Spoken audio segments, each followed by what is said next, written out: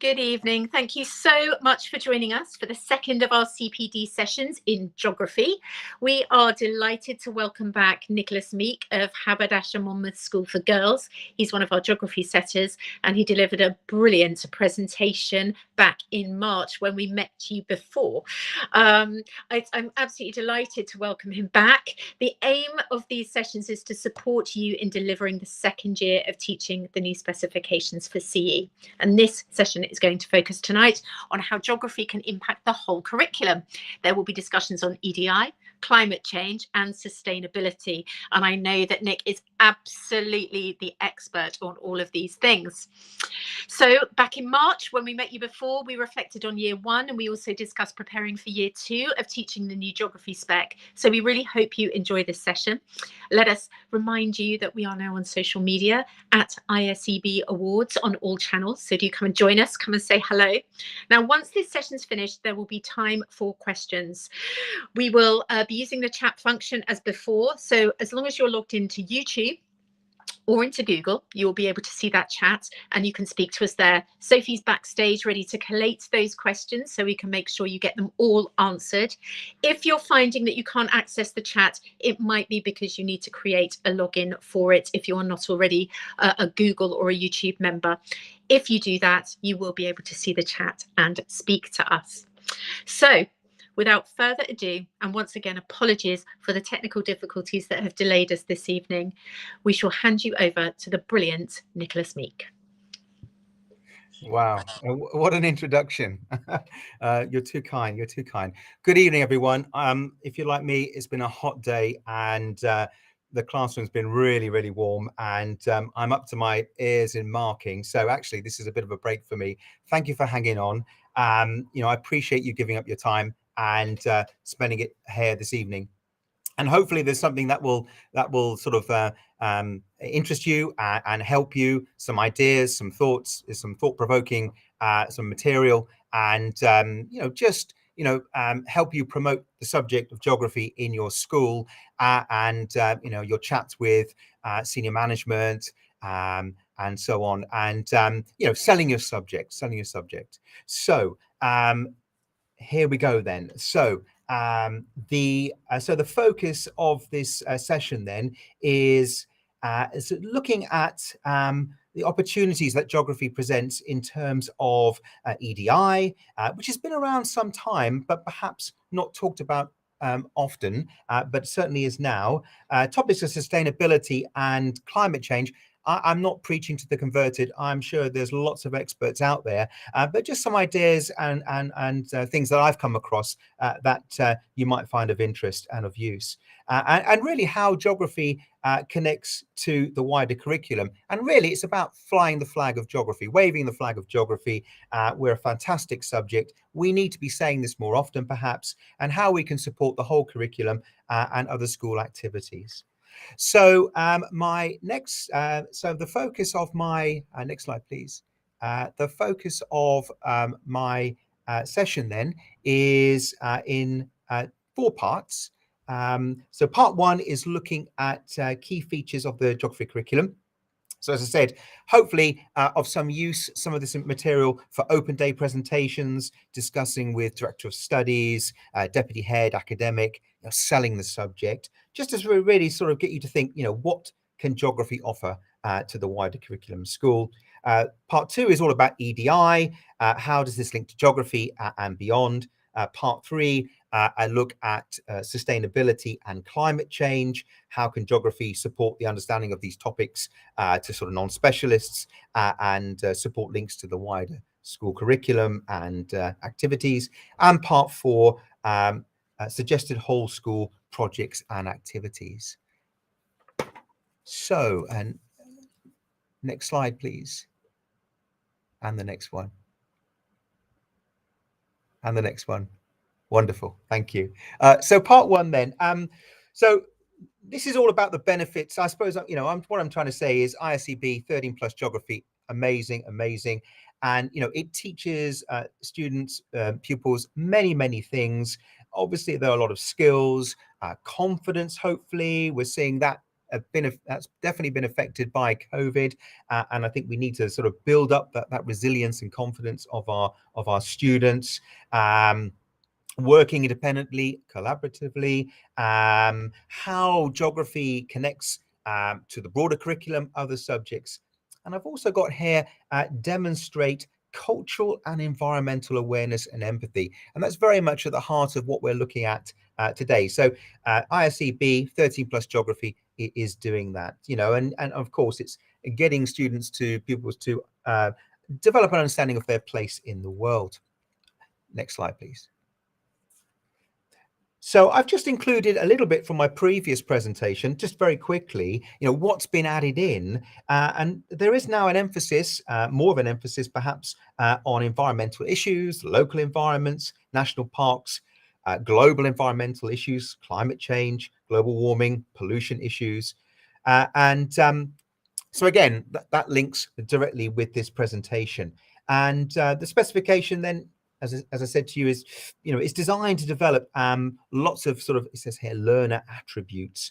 And one of those I've picked out is understanding of citizenship, environmental stewardship, and sustainable development. So again, the syllabus links, you know, directly with this sort of presentation. And these are key issues going beyond sort of the sort of topic areas that we teach. Next slide, please. So this next bit is getting you to think about sort of geography's contribution to education as a whole. And I've just sort of pinched a little bit from the Geographical Association's Manifesto for Geography. And the GA's Manifesto for Geography, there's a web link there if you get hold of this presentation and click on it. Well worth a read if you've not read it. You know, fantastic, really. And sort of, again, just sort of stating the importance of the subject. We've had to sort of fight with other subjects, you know, dumbing down, excuse me if you disagree with me, geography being pushed into humanities. Nothing wrong with humanities, but geography really is a subject of its own right, and so it should be. So this manifesto, at the heart of it, it sort of is really about how geography underpins this lifelong conversation about Earth as a home for man, it says here, humankind, and therefore fundamental part of a balanced education for young people. So you know, do have a look at it. And it also sort of states, and I've just picked bits out here, geography serves vital educational goals, you know, looking at contemporary challenges. So sustainability, climate change are definitely part of that. There are many others. And it says, you know, they cannot be understood without that geographical perspective. And this is where the geography department, geography teachers are able to sort of support the wider curriculum. You know, students, unfortunately, there is some misconceptions going out, you know, they pick up little bits of information here and there, but it really needs to come from geography and then sort of out to the wider curriculum, that debate. And, you know, sustainability and climate change can be discussed beyond the geography classroom, and really should be. So there we go. So that's the GA's Manifesto for Geography. Next slide, please. It goes on. My presentation was I crammed my slides a bit too much, so they've been spread out a little bit. So apologies if there are quite a few slides, but here we go. It goes on to talking about sort of thinking and decision making. This idea of making knowledgeable citizens, knowledgeable students, aware of local communities and their links to sort of global on the global sort of setting. Lots of skills. Numerical, maps, images, GIS. You know, geographers are, you know, obviously highly employable, and you know, again, you know, understanding of EDI, sustainability, climate change. Again, these are fundamental issues facing us today, constantly in the news, and you know, geography is right up there, leading the way, and so it should be. Next slide, please. So I'm not going to read all of this. This is just a pinch from the GA Manifesto. Obviously, you can see I'm plugging it. If you're not a member, do consider joining the GA. Lots of useful resources on the websites and obviously published resources. And I'll just come down. I'll just come down to the bottom. And obviously do read this in your own time. But this idea of preparing young people for the future, there's a lot of uncertainty, it says there, and it seems to overshadow promise. there is a lot of doom and gloom. You look at the news these days, and there's a lot of issues out there, and I think we need to, obviously, highlight some of these issues and problems, but do emphasize that there are workable solutions, not easy solutions necessarily. At the bottom, it says our discipline has a vital contribution in helping all young people to learn about the world.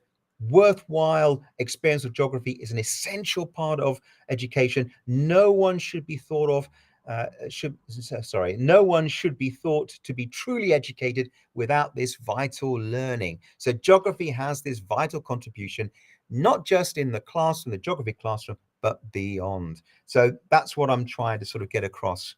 Next slide, please. This is something I show my year sevens every September. And I think one of the most important elements of geography is this inquiry, asking questions. So the best geographers are the nosy ones. So, so again, I think that's really, really important. Again, sustainability, climate change, lots of contemporary world issues out there, getting the students, the pupils to ask questions, really, really essential. So again, one of the major elements of geography. Next slide, please. Again, this goes on to two slides, apologies. But again, this idea of asking questions, so I think it's really fundamental. And again, this image here, pulled off the internet, you just wonder if you know where it is. Again, lots of questions we can get the students, the pupils to ask about it. I like to ping up images on my screen, beginning of a lesson, a sort of starter, and get them to sort of ask questions and think about what the image is all about, what's happening, where might it be, where is this, who's involved, what do local people think, why has this happened, how's this place changing. Next slide, please. And if you don't know where that image is from, it's from China. It's a little bit old. It's a nail house. And there are a number of them, or were a number of them. And this is where a homeowner, and I was quite surprised when I did a little research on this, refuses to accept compensation from a property developer for demolition, and they just build around the house. So they're just left alone, a bit like nails sticking out of the wood. Unfortunately, this one was demolished after a few years in 2012. Next slide, please. And just another example, this brand new development in the background, and you've got this sort of 6th-floor apartment block just left on its own. And again, I think it's worth showing students these images and just getting them to sort of think, really, places exist like this. This is happening in the world. There we go. Next slide, please. So for me, geography is a facilitator subject. It teaches obviously lots of important terms, geographical terms and processes, about places, about connections, different scales. Geography is dynamic, and this idea about about places, how they're different, and looking at those differences and getting students to build their empathy, their understanding, their awareness of how places are socially different and environmentally different, and if there are problems with the environment, how these need to be looked at and resolved, and we need to be environmentally responsible, and our actions need to be sustainable. So for me, there are many strands to geography, many strengths, and there we go. So geography as a facilitator. So keep waving that flag, waving that banner. Next slide, please. This has a little bit fuzzy. This is from a presentation I give to year 9s. I even throw it into year 11s. But the idea of skills, and there are multiple skills. Geographers are multi-skilled: problem solving, teamwork, spatial awareness. I'm preaching to the converted. You are aware of this, obviously. But those skills can obviously then be used elsewhere beyond the geography classroom. So there we go. So geography, definitely a major subject and a supportive subject to the wider school curriculum. Thank you. Next slide, please. So I wanted just to sort of finish off this first section just by sort of really getting across this idea of the world is complex. I know it sounds a bit obvious. It's something that we talk to A-level students, I talk to my A-level students about a great deal. The complexity, there aren't simple solutions. There are many processes going on, human physical processes at play, many connections, interactions, multiple stakeholders, all with different views and opinions. So I think geography itself trying to really one of its strengths is to try and sort of help pupils see that bigger picture, reducing that complexity. And again, I think that links quite nicely with this idea of geography. By studying geography, students can become more active and informed citizens, with a voice to help protect the future, to protect the environment, to have an opinion about EDI, and this a proper understanding of sustainability. And geography skills hopefully will shape future leaders and decision makers. And I think that's what I try and get across to the students that I teach. Responsible citizens, socially and environmentally aware and sensitive. Thank you. Next slide, please. Okay, so we are, just a quick time check. We are up to part 2. So this section is looking at sort of EDI, which is equality, diversity, and inclusion. If you weren't sure, I'm sure you are. It's nothing new. It's come up in training sessions that I've attended over the years. Some of the geography material that I've been reading in the GEO magazine. It's not new, but it's obviously now being discussed more openly in classrooms, in news reports, in the media, in staff, curriculum, pastoral meetings, and it has clear geographical links. And this is where I feel that geography can support these discussions in the geography classrooms and beyond. So every school, obviously it says here, wants to make sure all their learners can thrive and reach their full potential. We're preparing our children and young people to be good global citizens and to appreciate and celebrate the diverse society in which we live. So really, really important that everything we do, we have an eye on equality, diversity, and inclusion, and that we're not excluding certain sections of communities, certain parts of the world, or being stereotypical of particular viewpoints. Next slide, please. Now, I'm not going to sort of waffle on too much here, but it is in legislation. It's out there. The Equality Act 2010. It applies to all workspaces, including schools. It encompasses issues like disability, gender reassignment, race, religion, belief, sexual orientation. And employers are obliged to protect people from discrimination from anyone they encounter as part of their work. So it's something that we need to be aware of as teachers and be very careful in terms of putting forward our own views and opinions, and just being very careful of resources and terms that we use, old materials, old textbooks that perhaps are a bit outdated. Next slide, please. So under the Equality Act of 2010, it's unlawful for any educational provider, public, private, to discriminate between pupils on grounds of disability, race, sex, gender, reassignment, pregnancy, maternity, religion, or belief, or sex. Now, I'm not saying that any teacher would necessarily openly do that, but it's something that, as schools, we need to be aware of. So this means tackling prejudice and promoting understanding different groups and communities, and geography can support this. Next slide, please. So I just picked out a few stories recently in the news. I'm not going to waffle on too much about these, and I'm sure you have seen them. But again, I'm a big fan of images and the messages they can convey. And also I'm a big fan of incorporating recent news stories and again, sort of getting students to consider them. So this is the 2020 pulling down of in Bristol, Edward Colston, who was a slave trader. I'm sure you saw it, pulling down the statue and then dumping it in the harbour, covered in graffiti. And since then it's been retrieved and now it's being displayed. And interestingly enough, recently, this April, the school has been renamed. The Collegiate School Bristol.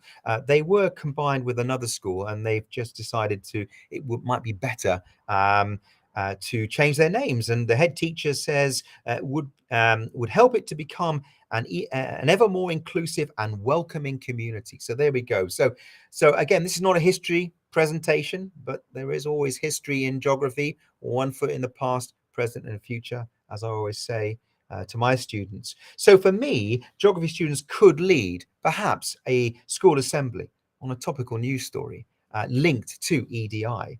So that's an idea that maybe if you're ahead of year, or if you're keen for your students to do something a little bit different, you could consider doing a presentation linked to EDI, linked to a recent news story. Next slide, please.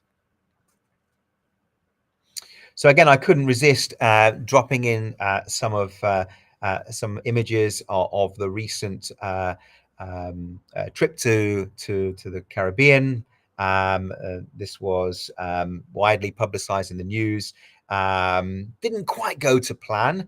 The idea was it was meant to strengthen the Commonwealth and discourage perhaps other countries from following Barbados, which has become a republic, or becoming a republic. And you've got images of state visits, uniforms, holding hands, shaking hands through fences. Again, not intentional, but obviously you can read lots of things into that.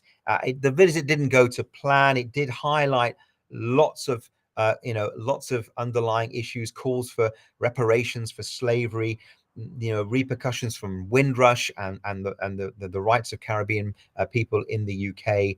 I'm a big fan of the Commonwealth, and in previous years they have had an essay competition, and it's well worth a look at their website. It's not necessarily a topic or that you might discuss regularly in lessons, but it's well worth a look at. And then you've got, I think for students, when they look at stories like this, just to appreciate differing views and opinions. So you've got dancehall artist Beanie Man basically saying, it's okay, the Royals coming over here, but we still feel controlled by the British, ruled by the British law. What are they actually doing for Jamaica?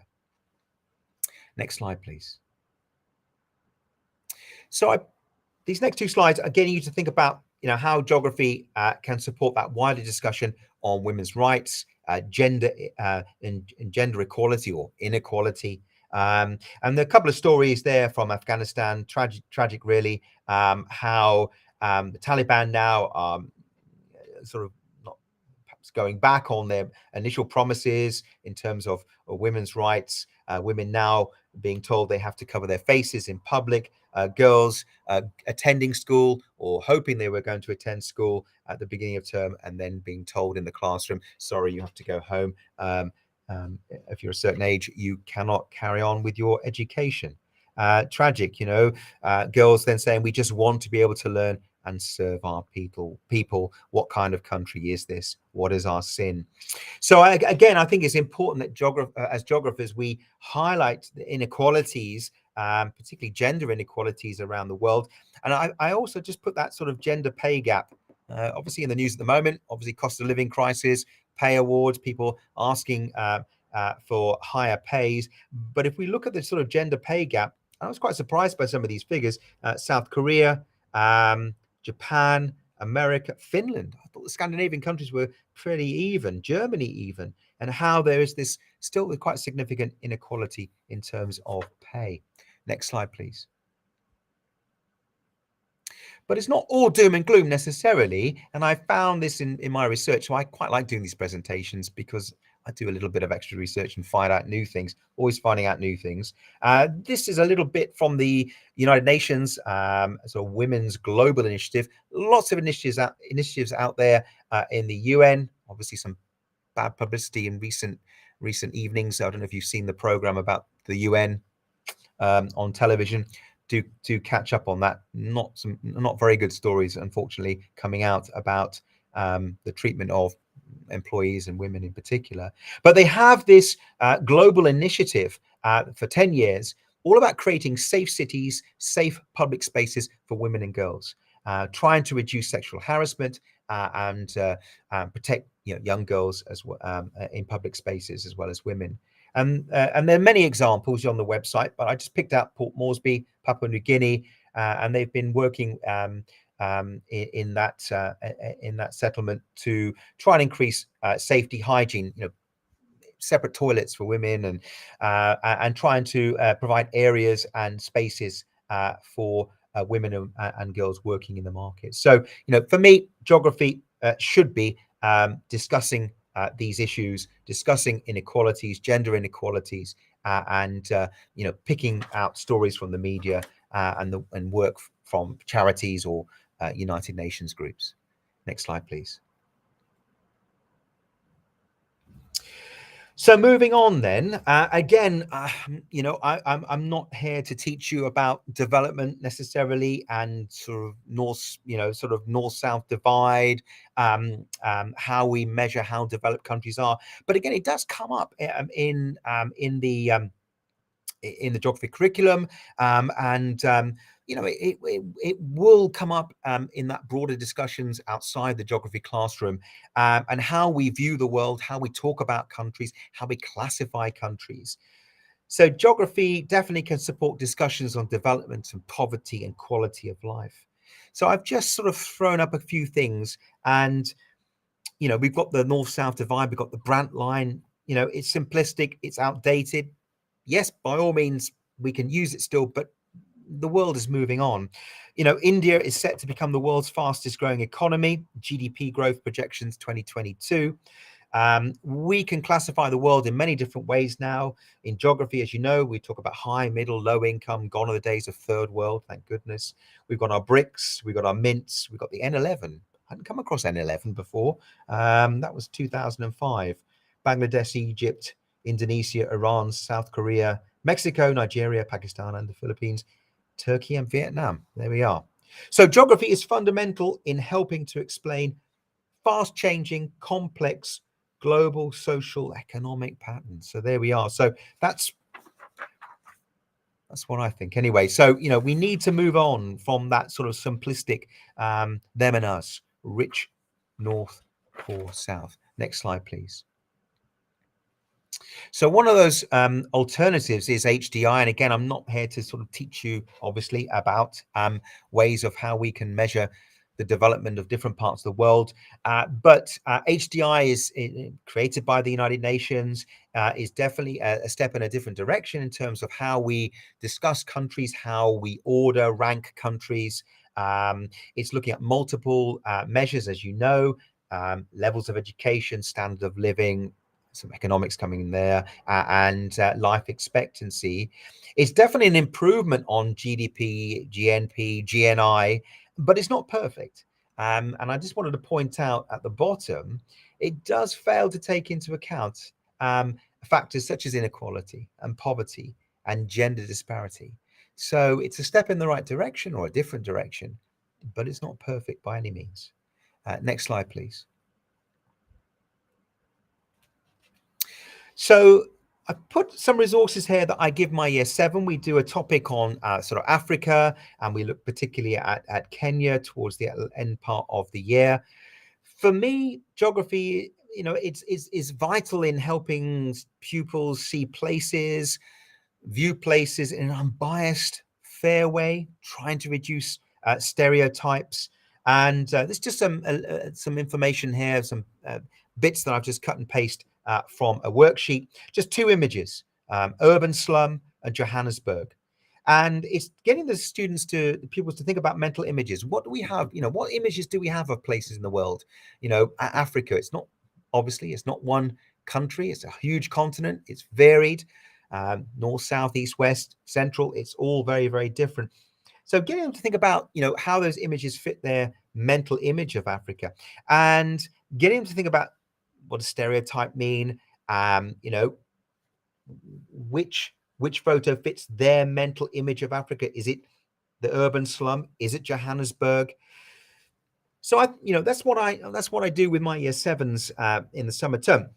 But interestingly enough, this year, some pupils, maybe it's post-COVID, I don't know, have said, "Well, Mr. Meek, we're not quite, we're not like the word slum. It's in the textbook, it's in the dictionary, but they saw it as a bit rude, a bit condescending, which is interesting, really.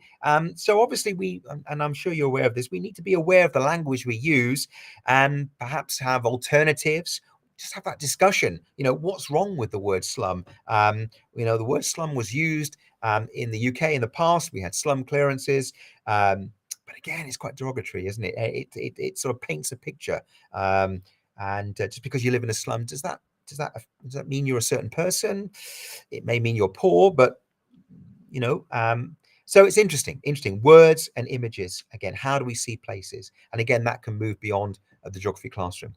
Next slide, please. So just a couple more slides and I'll quickly go through these. This idea of understanding modern Africa. Again, I'm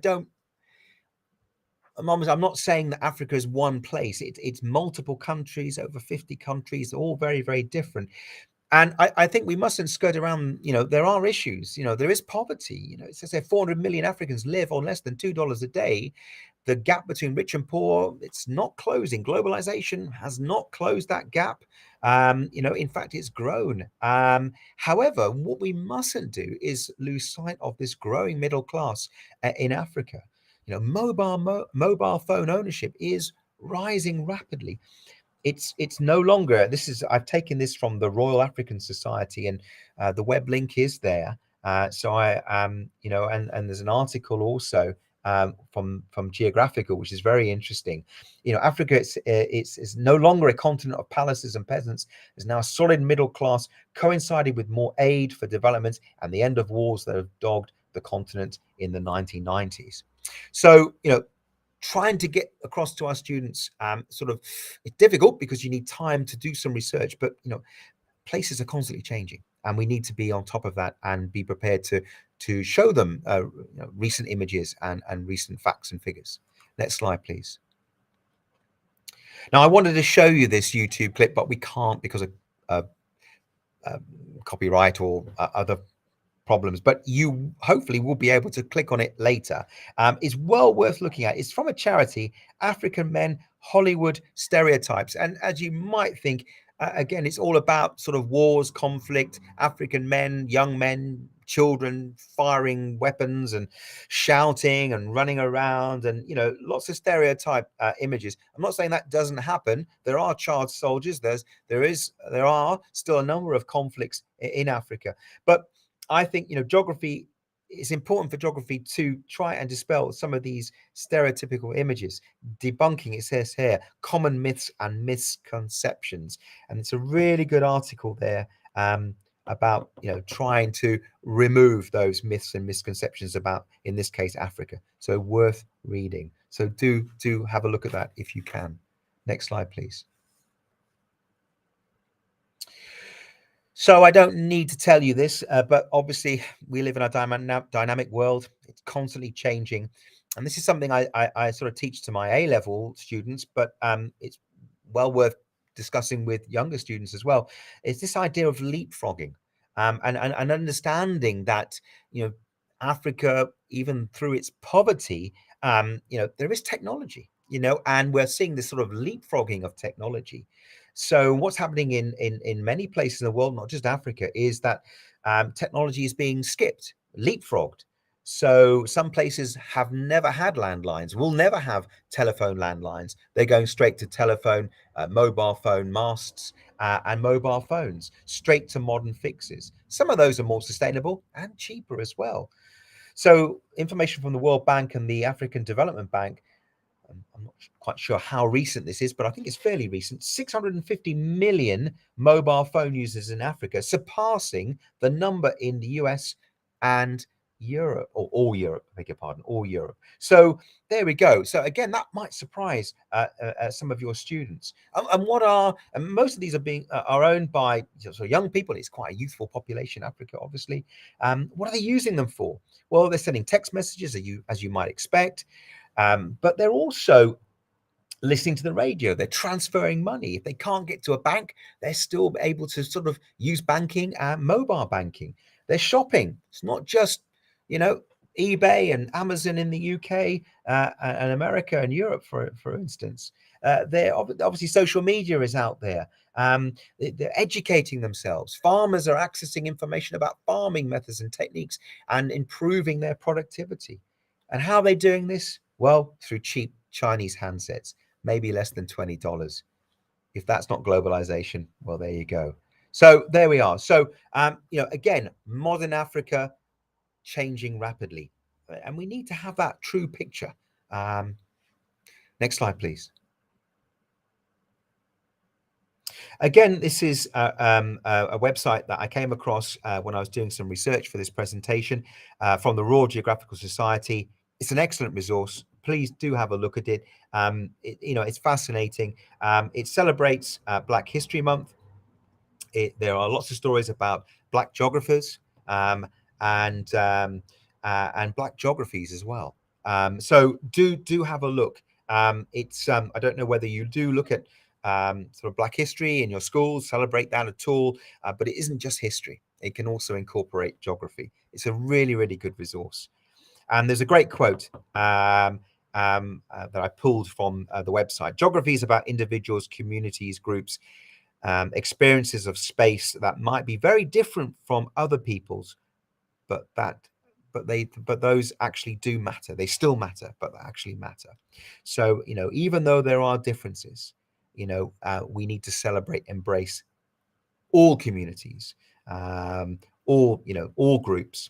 There we go. So very, very important. Next slide, please. So just outside my classroom, we've got an atrium, we've got flags, we've got lots of flags. We've just been celebrating LGBTQ plus issues and multiple flags. I've got a flag there, which is the flag that I knew about. But when I did some research, there are multiple flags. So a colleague of mine, who's the head of history, he's got lots of flags in his classrooms. I haven't got a single one, which is a bit naughty, really. But you know, if you do have flags in your classroom, do consider getting an LGBTQ plus flag, and you know, use that as a means for discussion. We celebrated LGBTQ plus I think it might be a month or a week, and I had a poster given to me of a gay geographer, Hungarian explorer and aviator. And again, I've got that in my classroom. So there we are, just celebrating diversity. And there are lots of resources out there. There are maps showing gay travel areas, which areas are more liberal and which areas are not. And again, that's a discussion about how the world is different and how different groups of people are treated. Next slide, please.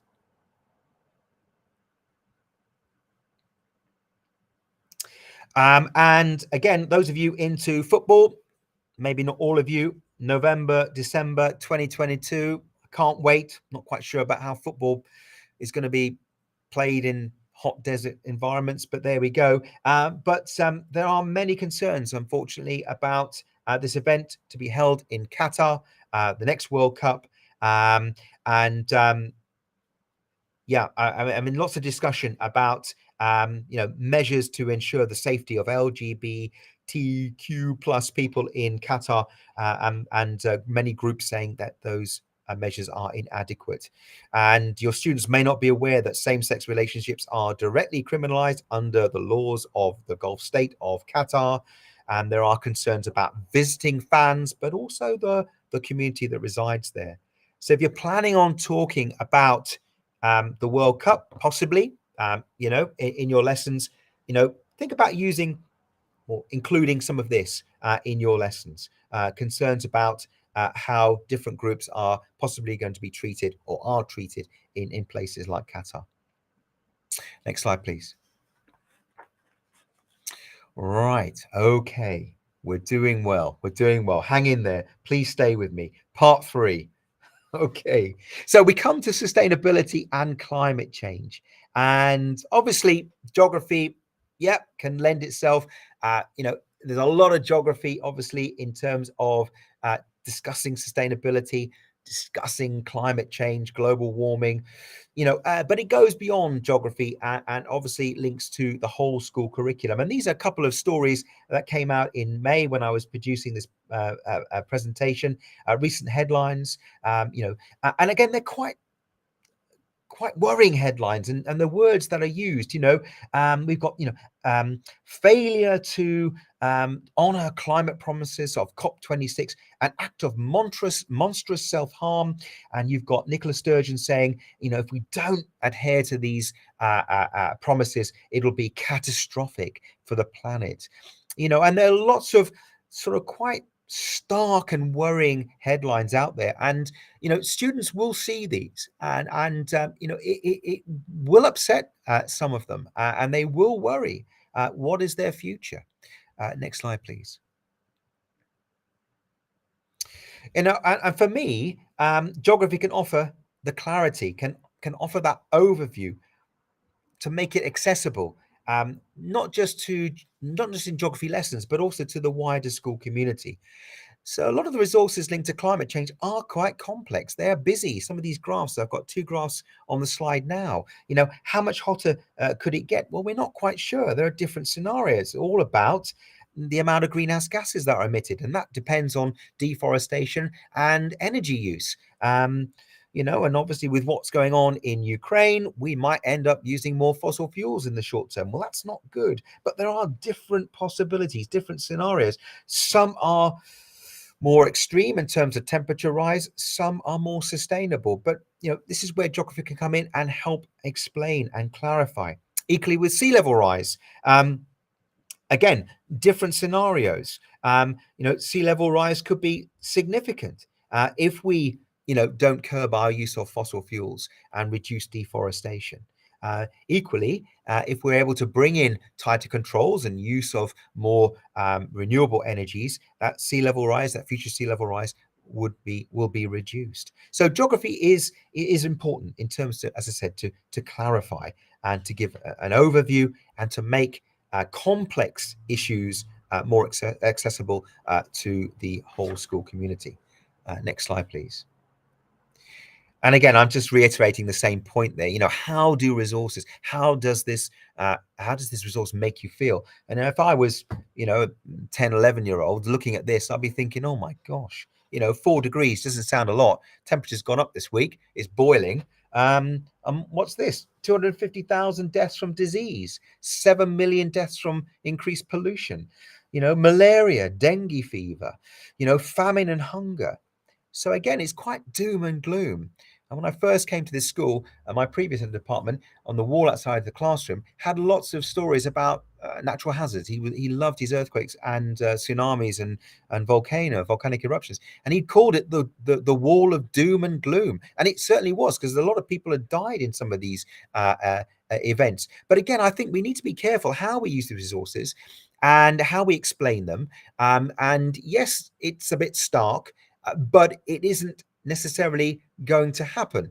It's a scenario, it's a possibility if temperatures rise by 4 degrees in the next 100 years or so. Next slide, please.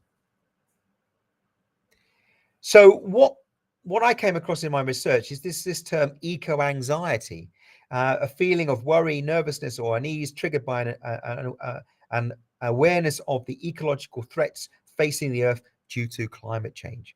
So for me, geography is about helping reduce that eco-anxiety for everyone, and I think we've got a really important role here in terms of spreading important messages, but trying to reduce concern, anxiety. Yeah.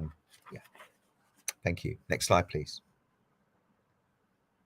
So just some ideas here. On the right is a fantastic resource from the RGS, 39 Ways to Save the Planet. So if you're looking for something a little bit more upbeat and like, yes, guys, we can do something about this, well worth a look. Lots of resources there to get your teeth into and use in some lessons. I found a really nice new scientist article. I think the web link is at the top. And it's about sort of trying to deal with eco-anxiety, trying to help students, people deal with that. So this idea of, changing your lifestyle environment to be more compatible with your values can help eco-anxiety. Well, for some of the kids, that might be tricky to do, but a school could try and do that. Reducing your energy use. Well, energy is being discussed in the news, has been for some time. Teaching energy efficiency will help. Working with others. So a group coming together, a group of pupils to lobby local government, national government, Mr. Boris Johnson, maybe. Joining a group will enable you to make like-minded friends. So again, this idea of sort of an eco group, a geography eco group, a school group who could discuss these issues, getting involved in community environmental projects. So there may well be environmental projects in your local school area, and again, you could reach out as a school to link up with those groups.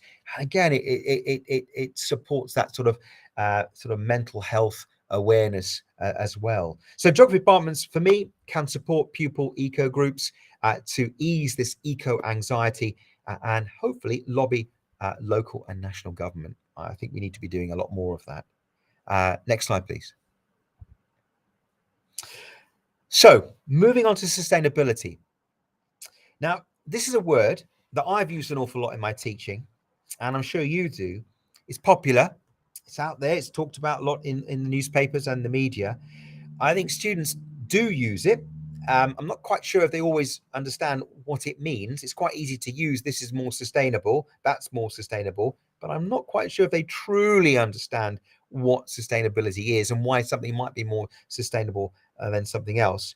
The term that we tend to use actually is a definition for sustainable development. So you might have used in your lessons, sustainable development is development that meets the needs of the present. So sustainability is meeting the needs of the present without compromising the ability of future generations to meet their own needs.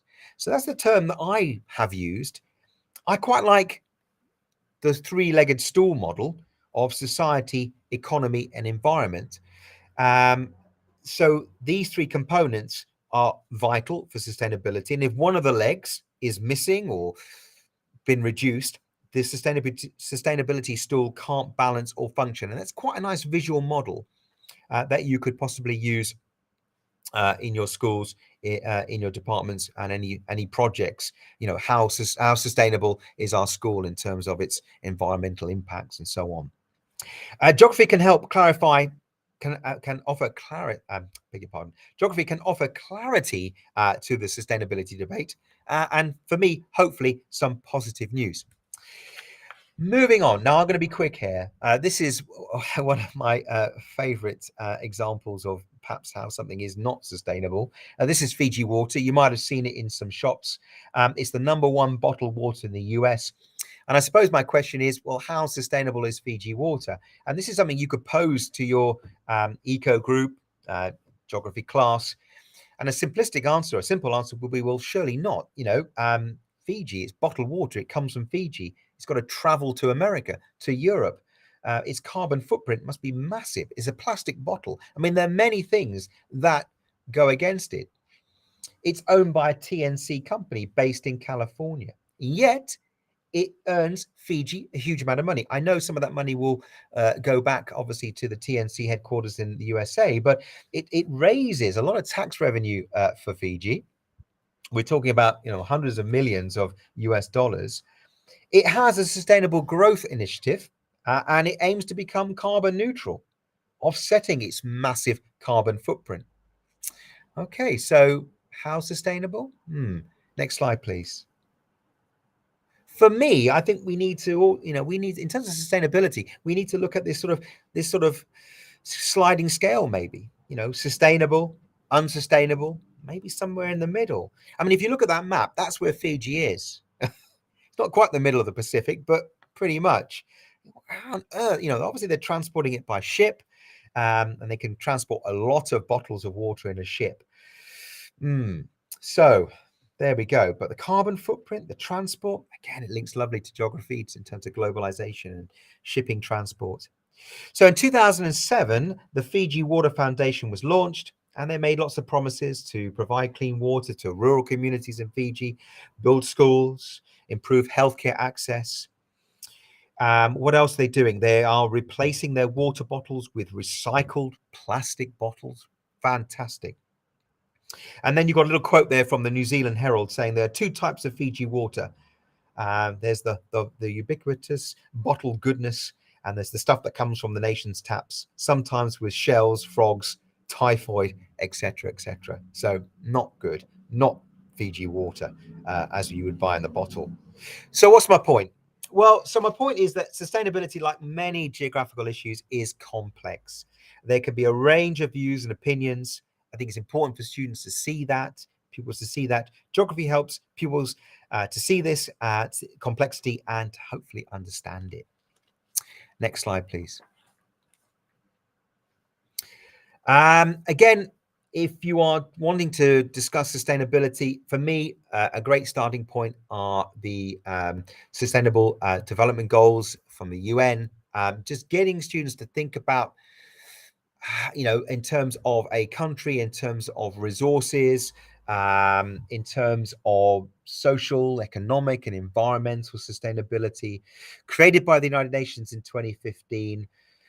The idea was to end poverty, to protect the planet, and to promote peace and prosperity. So they're all integrated, and action in one area will affect outcomes in the other, and that development must balance social, economic, and environmental sustainability. So I think if you wanted to talk about sustainability, yes, obviously the three-legged stool is something I would start off with: social, economic, environmental, but don't forget the UN Sustainable Development Goals. Next slide, please.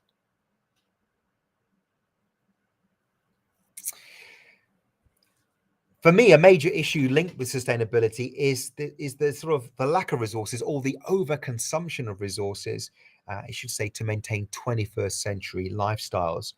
And something that I talk about with my classes is this idea of, we've only got so many resources on our planet: energy, water, etc., land, forests. How many Earths do our lifestyles need? And obviously those lifestyles vary around the world. And if we're thinking about sort of the Western lifestyles, how many Earths do we need to support those lifestyles? If it's greater than one, it's not sustainable. And this resource comes from worldpopulationreview.com. It's a really good website. And for me, I just thought I'd throw you a little map there. Geographers, obviously, we like our visual resources, our maps, looking at patterns. And this one is showing global footprint. This is showing the ecological footprint of the world, computed by Global Footprint Network, by the Global Footprint Network. And it's all about determining the impacts humans are having on the environment in places or countries. And it measures the natural resources humans are consuming: forest farming, through forestry, farming, fishing, mining, etc.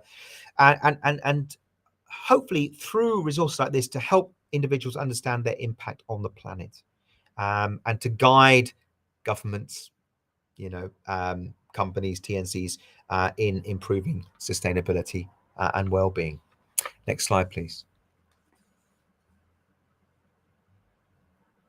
This one's a little bit small, apologies. This is from footprintnetwork.org, footprintnetwork.org.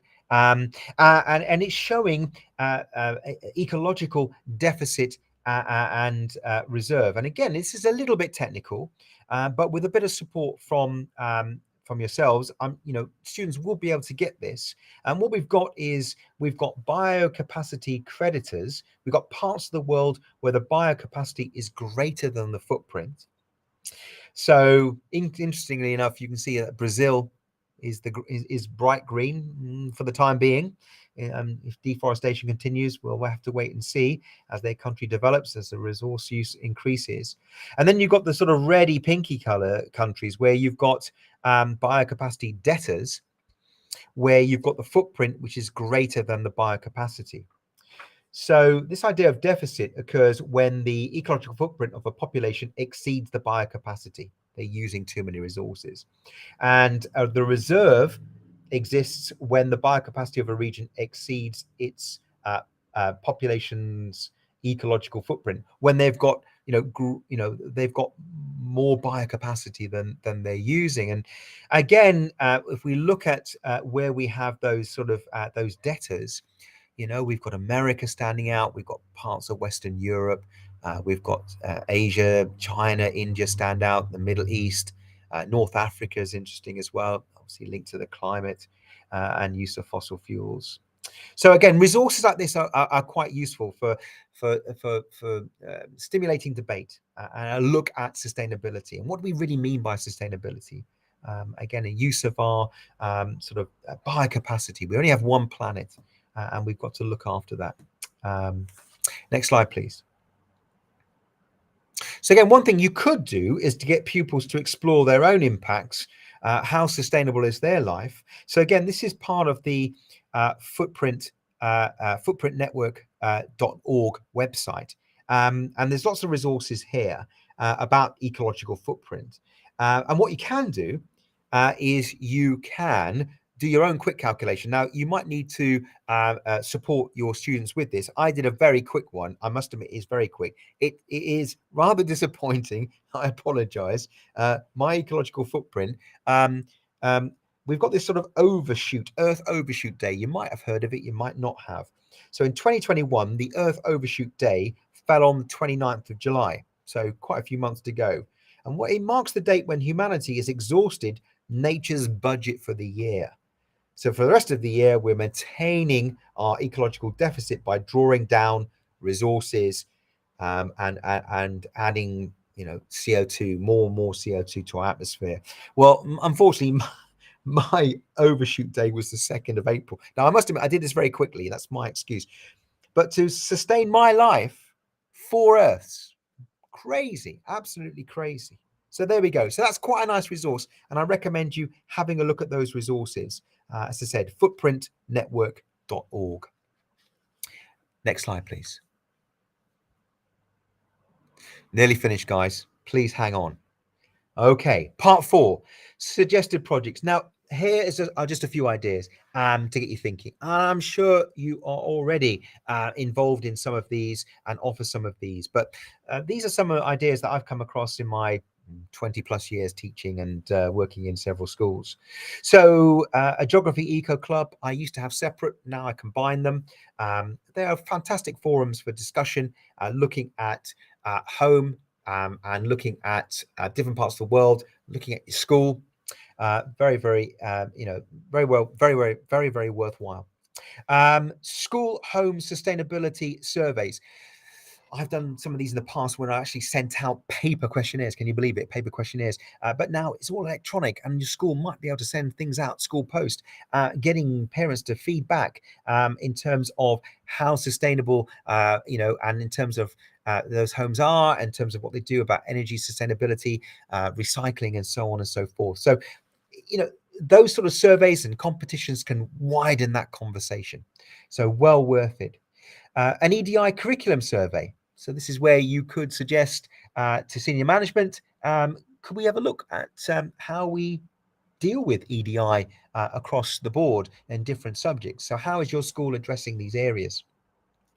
Year group challenges. So we have a year 9 challenge every year. So a certain amount of time is given in the curriculum in the year, and they explore a certain topic, and they work as teams, and they come up with a presentation, and they have a big display in our atrium area.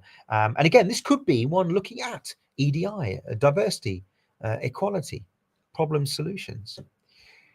Does your school celebrate diversity? Does it celebrate Black History Month, LGBTQ plus month, which is in February, International Women's Day on the 8th of March? So these are things that you could perhaps look at.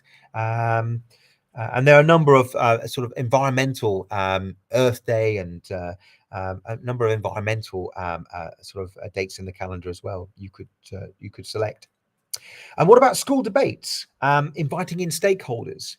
Before COVID, I know things have been difficult in recent years. We invited in some lecturers from local universities, our local MP, local charities, just to come and give a little lunchtime talk to certain year groups. We provided cakes, and which were popular, and sandwiches, and just to get that debate and for students and pupils to see what's happening outside the classroom, outside their school.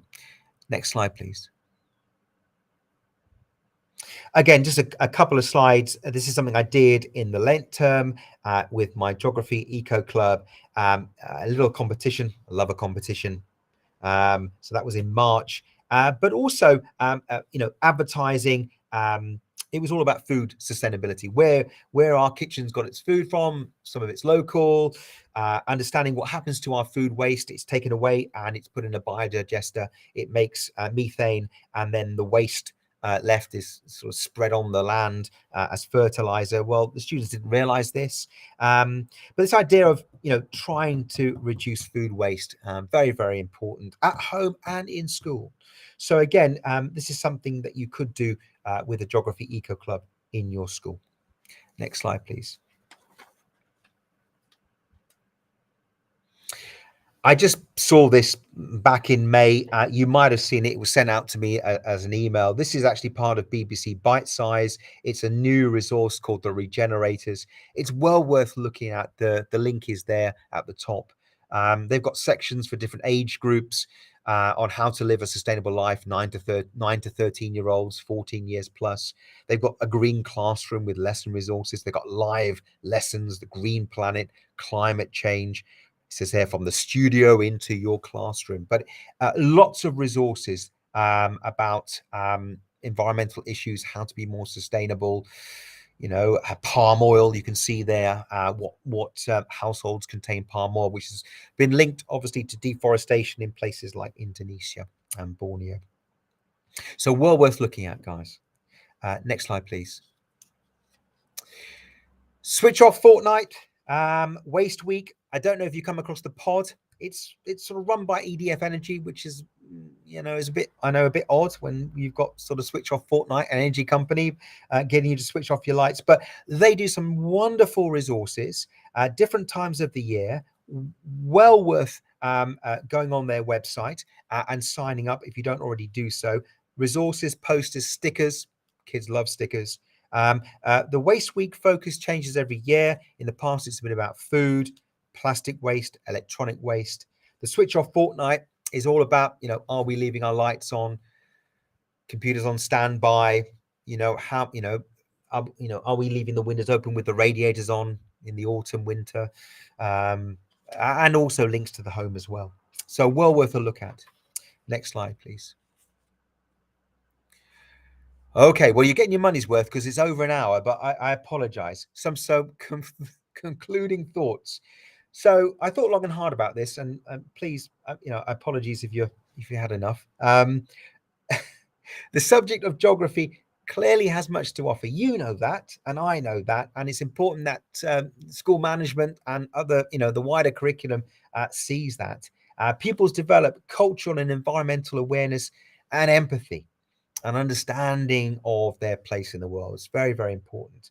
For me, it's a facilitator, helping students, pupils to unravel complex world issues. Geography deals with contemporary challenges. It's now, it's happening. Climate change, sustainability, issues like EDI, equality, inequality. And, those topics benefit greatly from a geographical perspective and input. So through geography, we can all, students can all, pupils can all become active and informed citizens. So that's really my angle on this, my take on this. And then finally,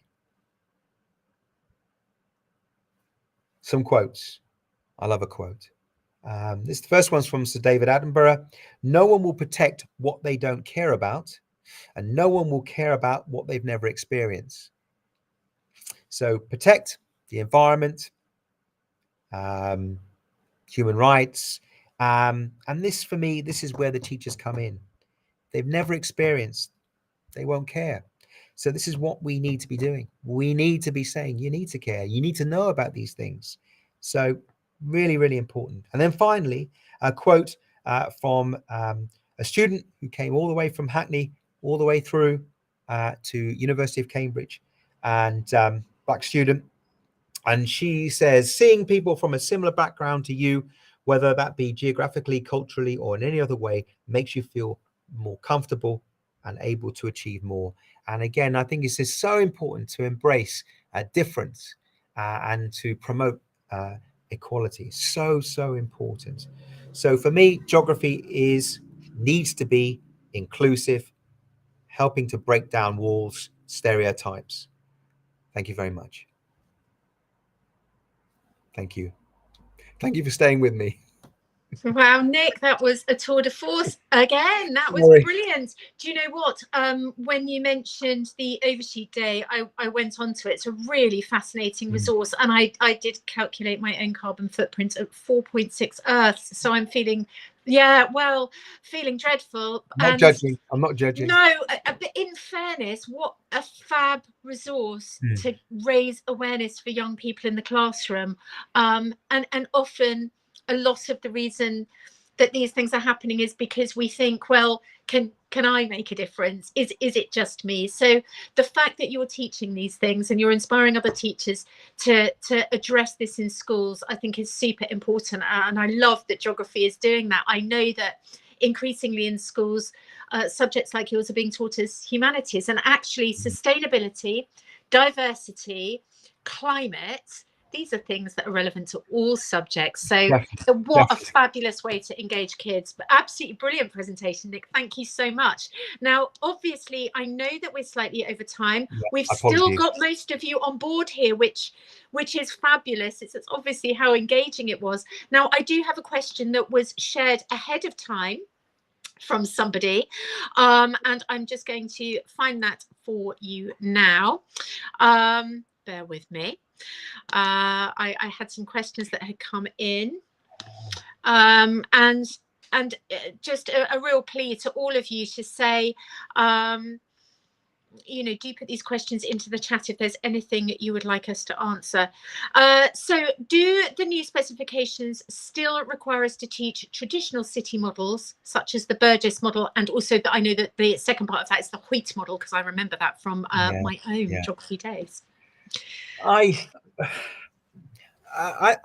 would say, I mean, obviously, a look at the syllabus. I haven't got a copy of the syllabus in front of me. I apologize. But obviously, cast an eye over the syllabus. For me, I would say not necessarily. I think what's important is to appreciate that there are different areas of land use in a city, an urban area, and what is happening to those areas, the CBD, the inner city, the suburbs, that urban rural fringe. I think that's more important than specific land use models. I mean, some might say that they're still important. Some might say they're a thing of the past. I think it's important for students to appreciate that land use differs within an urban area. But in terms of a specific question in an exam about the Hoyt model and the Burgess model, I would hope not. Thank you. There's one that's come in here as well that I know I can answer on your behalf, Nick, if I may. Will ISEB be producing any more resources on geography in the next academic year? What I can say is that Nick and his colleagues as well, Simon, I've been speaking to, we would love geography resources to be coming out, and we absolutely would like to commission those. So it's a big yes from us. We just need to make sure that we are engaging Nick and Simon to do that, and that they've got time to help us do that, but we would love to.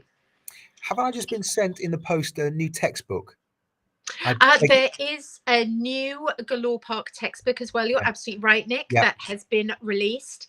Now, while schools don't have to purchase those, and any resources that we put onto our website for geography will be free, whilst the school doesn't have to purchase those, because I know there are already geography textbooks, please, do go onto the Galore Park website and have a really good look at those. They're lovely resources, and we always highly recommend them. But again, success in the exam doesn't mean that you have to purchase a resource all of the time, just to make sure that we're being truly responsible as well. But I will say that they're great resources, and I know that some of our setting team have really had eyes on those to make sure they're alive aligned as well, which is fabulous. I've got one more here, Nick, if you don't mind No answering problem. it, that says, No problem. how can we address things like poverty tourism or the ethics of safari tourism in geography?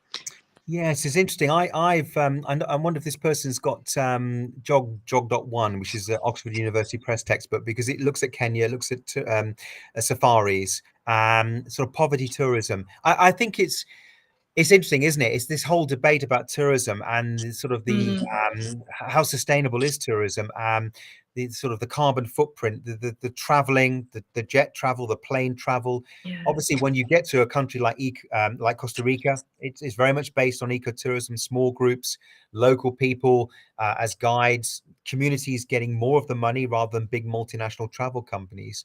But is that constant debate looking at how sort of socially, economically, environmentally sustainable. So if we look at somewhere like Jamaica, which I mentioned in my presentation, I teach a little bit about that from my GCSE.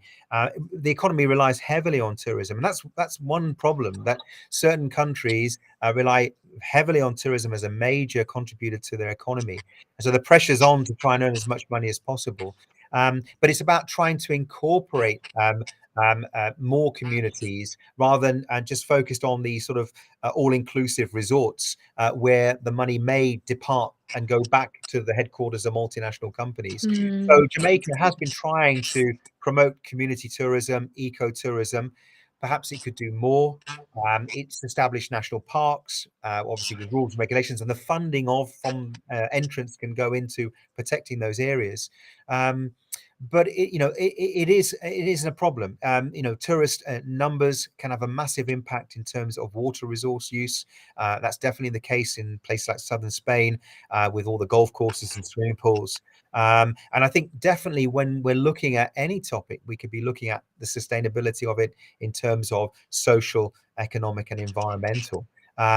So what Jamaica is also trying to do is promote food festivals, music festivals, and those incorporate more sort of local communities and try and spread that sort of tourism effect beyond certain places. But definitely, it's a great topic in terms of discussing sustainability. Yeah. Lovely. And last one, I've had a great comment in on the chat from Siana Hockey. Really, really good point. I work in a country where we cannot include discussions or teachings around LGBTQ issues as it's not legally allowed to do so. Is this something that could be included in a CE question? What a good point.